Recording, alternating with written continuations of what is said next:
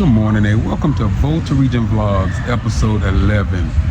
And this episode, we're going to get into some story times, man. And we're going to start this one off with us getting to Ghana and how we lost $4,000 on land when we got to Ghana. Hey, so y'all stay tuned, all right? Yeah.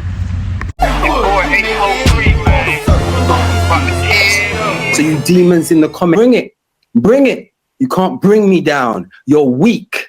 You are weak. You are weak. You mock and you scoff at the Most High. You are weak. But you're not the Most High. You're not the Most High. We're laughing at you. You are not the Most High. Yeah, man. You know, because we want to be extremely authentic when it comes to the content we push here. You know, from us making such a big move from America. And you know, we're gonna push the good, man, and we're gonna push some of the stuff that has happened whether it was bad, you know, funny, or just different from the normal culture we have from America. We're gonna start with story times with those stories. And the first one I'm gonna start off with is how we got scammed out the land money, you know. And hey, yeah, we just want y'all to see how that played out. So if you ever decide to make a trip like this, you know, this would be one of the things you can avoid, look out for. Some of the stuff we missed at the beginning, we kind of show you guys while, you know, exposing the bad factors that allow this to happen. So hey, here we go. Yeah, so we decided to move to Ghana in 2023, but we have been looking, you know, at moving here for like at least 2 or 3 years. You know, watching videos on YouTube, seeing how to do it, what we need to do it. So we did some thorough investigating before we decided to make this jump over here. And, you know, and within our research, we started watching people who actually moved here, started building off the, you know, off the land. You know, something, you know, we were interested in at that point in time. But and we got caught up on it was a channel called Life with the Kings, and we started watching the videos and, you know, just seeing how they did everything.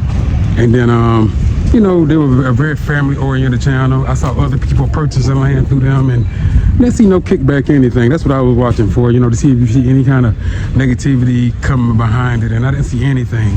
And when I mean, like, it was, like I'm saying, there's a lot of people buying land through these people.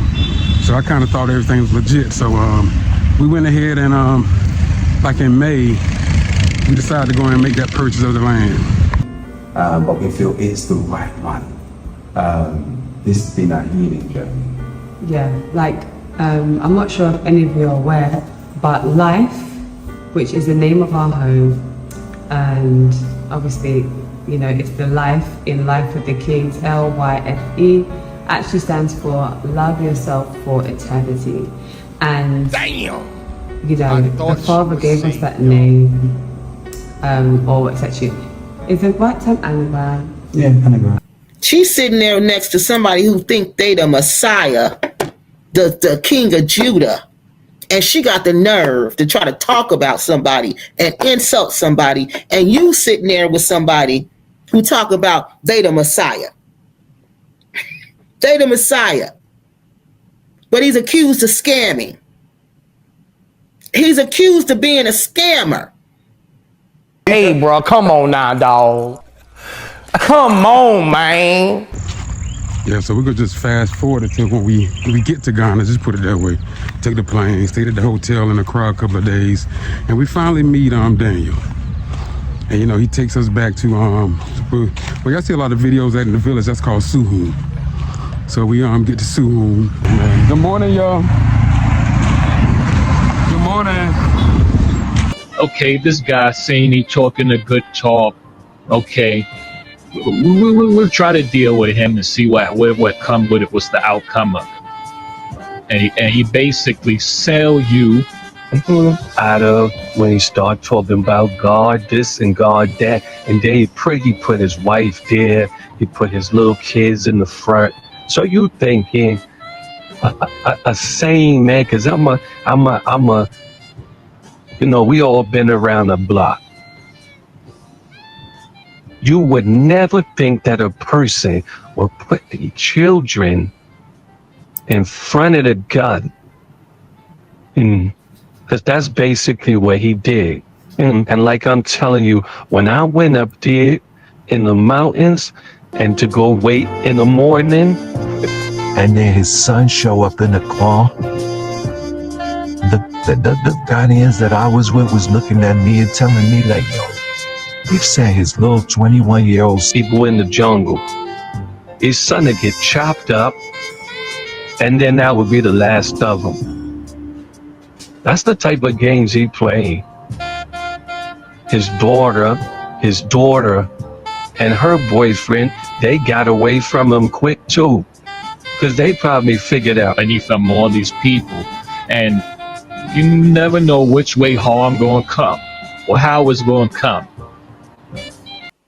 You didn't say a word. You was on the. I was trying to speak to you because I don't like to speak to the women when the man is there, when the husband is there. I want to speak to the man. I don't know, man. And this is the problem with our people. They don't know the order. To you, Most High, man, woman, child. They don't know the order. Hey man, yeah, I don't know. Hey, I don't know if I'm gonna cut this in different videos because it's a lot, man. It's a lot that went on back then. I want you all to know exactly how this played out and how the good Lord got us through this. So we get to Suhum, and we get to the main road in Suhum, and it's some motos. They call them motos, they're motorcycles. And the things you see us in the videos, we taking on motorcycles everywhere. That's like their taxi service back there. So we get on these motorcycles and we go. And we start heading back, and it's this crazy road. The road is just ridiculous. But it takes us almost 30 minutes to get to our apartment out there. And that's the only way in and out of that place. Just to remember that. In and out, you know, that's the only place. Hey, but I didn't mind it at all, man. Like I said, I was here for the experience. I didn't know how they lived in Ghana, so it looked kind of normal to me. And it still is normal. That's how some people live. You know, every road ain't paved here. Every road ain't straight like in America, so there was no big issue there. But you know, we get back there, we get settled in at the Airbnb thing Mr. Kwame got, and we pay him the rent money and get him, you know, let him know how long we plan on staying. Cause get this, like Daniel lives not even a 5-minute walk away from where we live. Go right down the street, he's right there. So you know, we started seeing little red flags early, you know, just how distant he was, you know, which is, like I said, I didn't come here for no friendship. I didn't come here for nobody to hold my hand and walk me down the road. I didn't come here for that, you know. And I thank God I have that kind of mentality because people like him, they lean on that kind of stuff. They lean on people with those personalities that need them, you know. So that's what I was happy for. Yeah, the kind of people they help you. You know, they seem like they're just so in it with you. But you know what they're trying to do is get you to latch on and need them, man. Like I said, I'm so glad that you know, God gave me the discernment he gave me, man. Where I read people, I vet people. I don't trust you right away. It just doesn't work that way. I don't, yeah, I've always been that way. Even in America, I was that way. I just, you know, you vet everybody out that's going to be around you and in your circle. Everybody's not good for you. So you should meet somebody because they have a certain skill set or certain things. So you have to really be careful with that kind of stuff and really read people out on what they're doing and how they're moving.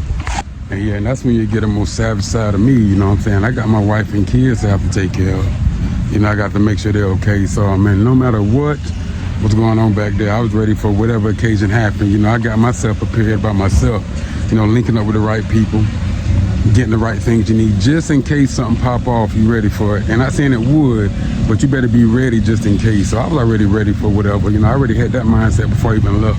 I was gonna get my stuff together as soon as I got there. You know, that was the first thing you should have done, was got all your stuff together just in case stuff don't go right. So about God or anything, because he never even brought that to him. Cause like I would have told him from jump, I know God. I knew God when I was in America. You know, I don't need you to teach me about Jesus Christ or what Most High. I wouldn't need you to teach me anything like that. But he kind of stayed away from us when we first got here. And he actually did 2 videos of us that he was supposed to put on his channel, talking about our experience here, getting here.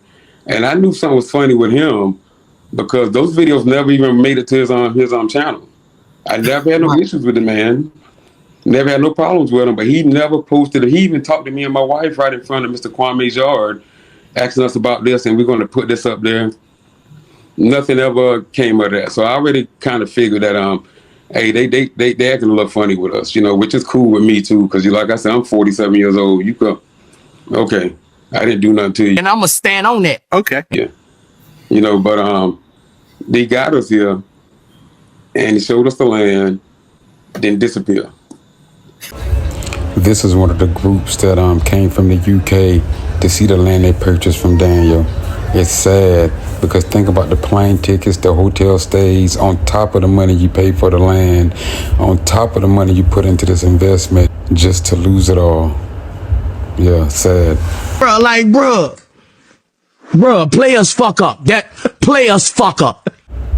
Yeah, some of these families bought like 6 acres, 7 acres. You know, we bought 1 acre, but you do that like $3,000, $2,000 per plot. It's 4 plots in an acre. So these people were, you know, out of a lot of money after all this stuff fell through. And it's not fair that somebody could just run and then they put the blame on somebody else after taking these people's life savings and hard-earned money. And when I went to see the land the first time, you know, we don't know any better. We just think it is what it is. But now that I look back, look how remote this land is. How are you going to get electricity back there? How are you going to get anything, you know, sustainable going back there without investing a lot more money? What if somebody were to get hurt? This is like a long way from the closest hospital. Any emergency services, this is far away. And you're not even getting in the car back here. You have to go on motos. You have to call somebody to come get you.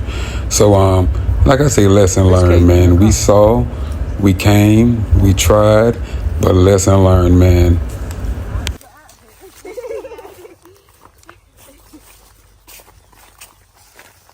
Part of the street. Okay. No, this is not the street. Oh, please give it to her. It's okay, I got it now. Okay.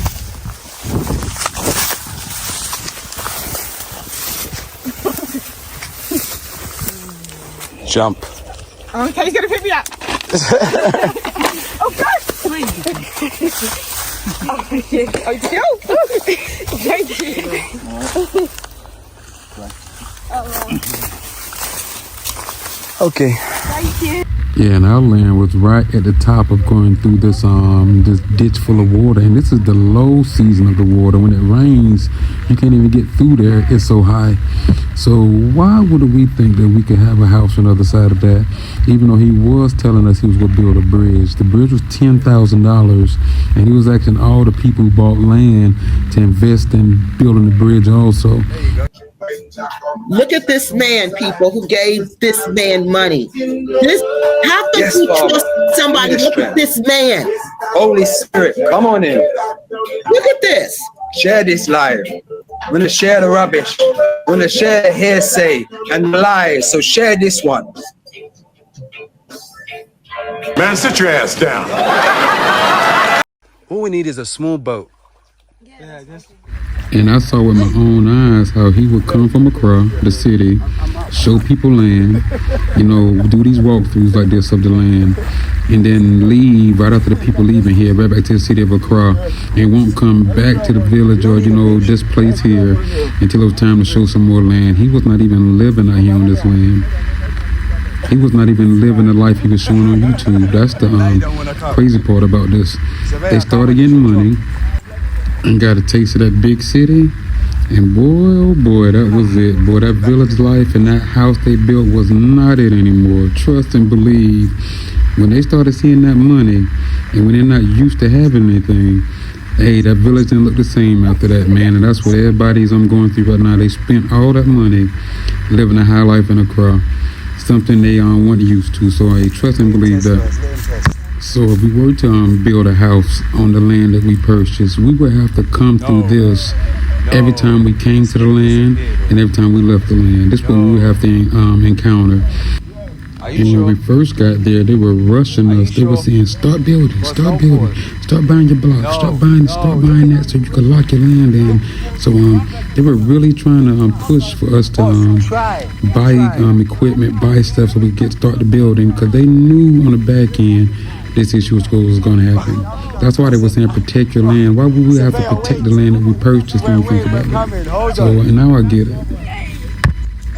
Hey, but also, me and my wife were born yesterday, man. So we started seeing these little flags and we put a halt on everything. And thank God for that. He got so big-headed. He got into the chief that I guess was over all his land. And I guess in one of their meetings he referred to the chief as his dog or something like that. And the Chiefs guardsmen, ooh, they laid on them, man. They beat the stuffing out of them. They beat the Mario coins out of Buddy. Sent Buddy into a deeper hiding, into a cry. And that was one of the main reasons he was hiding. So when did all of this start coming out? When did you think everybody started putting it together that this dude is scamming? Well, if I was there in August, if I was there in August of 24, it came out like around, I would say October. 24. Oh, so this just came out. It just came out. That video that you seen that guy make, Bernard with the dress, he made that within the last 2 weeks. I saw that. And that's because like I told you, he'd been in talks with the Chiefs family. You better lift up your ass.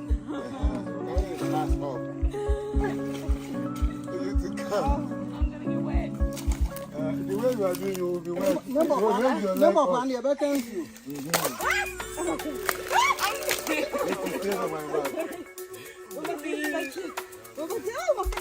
Just jump on his back. Jump on his back. Hey, your bum is wet. Oh. Your bum is wet.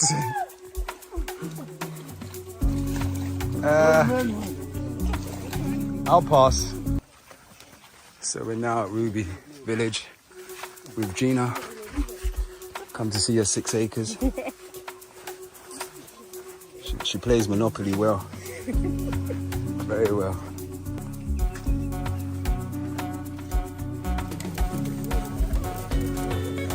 So what's your name? Are you ready to get on your land? I already heard a rumor. That you're done. No, that's the older one. Oh, is that the, oh, you're not the oldest? No, she's the second oldest. Okay, so you're ready then? Okay. You'll like it, trust me. How old are you? 14. Oh, you're young. 13. 14. And the oldest one is? 18. So who's the oldest one? The one who said that she needs to go to toilet. Not Daniel. Daniel scamming people. Wow. I watched him change the group when people started catching on. Because one day I said to him in the chat, I said, "Yo, why you keep changing the name, and why you keep first I get my phone, I got one telephone number of a group chat. Then he send you a personal link. Oh, this is going to be the new chat." So all the people that caught on to him is getting too feisty and asking them too many questions. He blocked them, and then he starts a new group chat. Yeah, I believe it. And you know what I'm saying? So then you start to notice, like, okay, it's calm and peaceful in the chat. Then he send you another number another week later of another, that's going to be another group chat. And then that's when I started to see, oh, so he's separating the bad apples. He doesn't like confrontation. Anybody who confronts this man, challenges him in any way, he's going to separate you from everybody else. All right. Well, because like I told him in a text message, $4,000 is $4,000. He's supposed to see me face to face and talk about this here. You know, so I put the video out. He texts me saying he's disappointed in me. And he don't even talk to me up to this. I don't even talk to this man. We have no relationship, but he texts me right after the video drops. He says he's disappointed in me and all this kind of stuff. And like with the text, I told him, I don't care. Basically, I talked to him like 2 weeks when I heard they beat him up. The Chiefs put the foot on him. I called him and I just checked, hey, bro, what's going on? You know, and I really was calling him to bait him, try to ask him about my refund. Because I was like, bro, what's going on with you? He was telling me. I said, I heard, you know, the thing that went down with the Chiefs and stuff. So I asked him, so with all this going up the land, what can we do about a refund? He was like, you have to talk to the Chiefs and all this kind of stuff. So I kind of left it at that. Like, you know, I already see this could be a problem here. Then right after that, that's when all this stuff came out with you. And it kind of locked it in that, hey, bro, yeah, this guy trying to get you. He's trying to get him. He's a fast talker and he's trying to get over on you. You know, so that's when my brain switched into now you trying to play games now, bro. You really trying to play games. So He texts me and that this little text message being all snappy with me, which like I say, bro, you owe us money. You can't be snappy and you owe people money. You just got to try. Yeah, you haven't explained to me what's going on with the money, and I don't even bother you about it. So he got snappy in the little text message. So I'm like, bro, let's I be in a crowd. I go to crowd every month. Let's meet up in a crowd and talk. He said he'll talk, but that's when everything started coming out on your show, and he did that little crazy live where he's looking like a freaking lunatic on live. Which I'm glad he did that because people got to see the real him there. Yes. So after that, he's no longer wanting, because I guess people telling him right now I want to put hands on him. So now he's like, why would I meet up with you when I already know what's going on? No, but I'm saying, but you still need to meet up with me and being around him. But through the lives, he's gonna come out. He's just getting his lives together and getting all these. They say he record every conversation. Anytime somebody calls him, he records it, and that's telling me a lot about your life there too. If every time your phone when you recording it, that's telling me you ain't doing something right. Right. So he's gonna come. So does anybody know where he is now?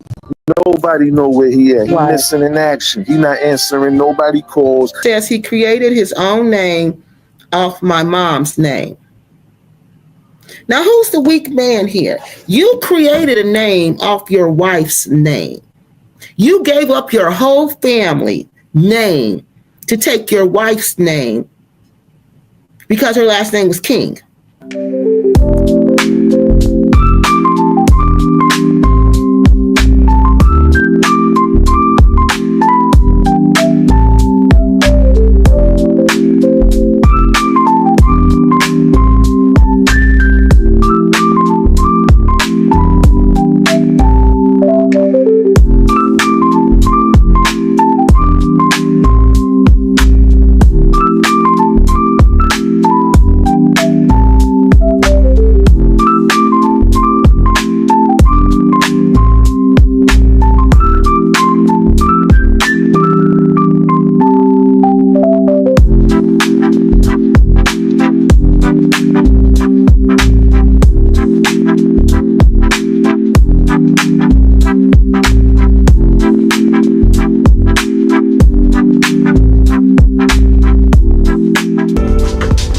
Y'all know about this album.